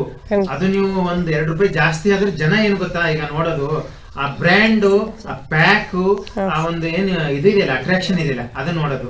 ಸೊ ಅದನ್ನ ಸ್ವಲ್ಪ ನೀವು ಚೆನ್ನಾಗಿ ಮಾಡಿದೆ ಅದಲ್ಲಿ ನೀವು ಅದರಲ್ಲಿ ಸ್ವಲ್ಪ ಗುಣಮಟ್ಟ ಕಡಿಮೆ ಆದ್ರೂ ಸರಿ ದೂಗ್ತದೆ ಅದಕ್ಕೆ. ಸೊ ಇದು ಪ್ರಮುಖವಾಗಿ ಆಗ್ತಕ್ಕಂಥದ್ದು ಪ್ಯಾಕಿಂಗ್ ಇದೆಯಲ್ಲ. Packing is very very important. ತುಂಬಾ ಪ್ಯಾಕಿಂಗು, ಆಮೇಲೆ ಬ್ರ್ಯಾಂಡಿಂಗು, ಆ ಒಂದು ಗ್ಲಾಸ್ ಸೈಜು ಅಥವಾ ಅದರ ಒಂದು ಶೇಪು, ಡಿಸೈನ್ ಇರುತ್ತಲ್ಲ, ತುಂಬಾ ಚೆನ್ನಾಗಿರ್ಬೇಕು. ನಮ್ಮೂರಲ್ಲಿ ತುಂಬಾ ಜನ ಮಿಲ್ಟ್ರಿಗೆ ಹೋಗಿದ್ದಾರೆ ಸರ್ ಹುಡುಗರೆಲ್ಲ. ಅದಕ್ಕೆ ಆಂಟಿ ಅಂಗಡಿ ಉಪ್ಪಿನಕಾಯಿ ನಮಗೆ ಬೇಕು ಅಂತ ಅಲ್ಲಿಗೆ ತಗೊಂಡೋಗಿ ಜಮ್ಮು ಕಾಶ್ಮೀರ ಅಲ್ಲೆಲ್ಲ ತಿನ್ಕೊಂತ ಮಾತಾಡ್ತಾ ಇರ್ತೀವಿ ನಿಮ್ಮ ಬಗ್ಗೆ ಅಂತ ಹೇಳ್ತಾ ಇರ್ತಾರೆ. ಅವಾಗಂತೂ ನಂಗೆ ತುಂಬಾ ಖುಷಿ ಆಗುತ್ತೆ ಸರ್. ಅಲ್ಲಿಗೆಲ್ಲ ಹೌದು ಸರ್, ಹೌದು. ಬೇರೆ ವಿಚಾರ, ಮಾಡಿದ್ರೆ ಅಟ್ಲೀಸ್ಟ್ ಅಲ್ಲಿ ತನಕ ಹೋಗಿ ನಮ್ಮನ್ನ ಹೆಸರು ಮಾಡ್ಕೊಂತ ಇದ್ದಾರೆ ಅಂತ ತುಂಬಾ ತೃಪ್ತಿ ಆಗ್ತದೆ. ಖಂಡಿತ ಸರ್. ಇದ್ರ ಜೊತೆಗೆ ತೋಟಗಾರಿಕೆ ಬೆಳೆ ಏನಾದ್ರು ಬೆಳಿತಿದ್ದೀರಾ? ಹಾ ಸರ್, ತೋಟ ಮಾಡಿದೀವಿ. ಅದ್ರಲ್ಲಿ ಸ್ವಲ್ಪ ಸಣ್ಣ ಪುಟ್ಟ ತರಕಾರಿಗಳನ್ನ ಹಾಕೊಂತೀವಿ. ಅಡಿಕೆನೆ ಮಾಡಿರೋದು ಸರ್. ಹಾಗೇನೆ ಹಾ ಸರ್, ಹಾ ಸರ್. ಹಾಗೇನೆ ನಮ್ದೊಂದು ಚಿಕ್ಕದ ಅಂಗಡಿ ಇದೆ. ಅಂಗಡಿಲೇ ಇಟ್ಟಿದ್ದೀನಿ ಸರ್ ಉಪ್ಪಿನಕಾಯಿನೆಲ್ಲ. ಒಂದು 50 ಗ್ರಾಮು ಆ ತರದ್ದು ಮಾಡಿದ್ರೆ ಹೇಗೆ? ಹಾ ಸರ್, 100 ಗ್ರಾಮಿಂದ ಸ್ಟಾರ್ಟ್ ಆಗುತ್ತೆ ಸರ್. ಹ್ಞೂ ಸರ್. ಈಗ ಚಿಕ್ಕದಾಗಿ ತಗೊಂಡೋಗೋ ಅಂಥವ್ರು ಇರ್ತಾರೆ. 1/4 kg, ಅರ್ಧ kg, 1 kg, 5 kg ಈ ಥರ. ಈಗ ಏನೋ ಫಂಕ್ಷನ್ ಇದ್ದಾಗ 5 kg, 10 kg ಈ ಥರ ಎಲ್ಲ ತಗೊಂಡೋಗ್ತಾರೆ ಮನೆಗೆ. ಸಾಂಬಾರ್ ಮಾಡ್ಲಿಲ್ಲ ಅಥವಾ ಪಲ್ಯ ಮಾಡ್ಲಿಲ್ಲ ಅಂದ ತಕ್ಷಣ ಉಪ್ಪಿನಕಾಯಿ ತಗೊಂಡು ಹಾ ಸರ್, ಅದಕ್ಕೆಲ್ಲದಕ್ಕೂ ಇದೆ ಸರ್. ಆ ಥರನೂ ಕೊಡ್ತೀವಿ ಸರ್. ಹಾ ಸರ್, ಹೌದು. ಹಂಗೆ ಲೂಸ್ ಹಂಗೆ ಪ್ಯಾಕೆಟ್ ಅಲ್ಲಿ ಹಾಕಿ ಕೊಡ್ತೀವಿ ಸರ್. ಆ ಥರ ಎಲ್ಲ ಮಾಡ್ತೀವಿ. ತಗೊಂಡು ಖರ್ಚು ಎಷ್ಟು ಬರುತ್ತೆ ಅಂತ ಹೇಳ್ತೀರಾ?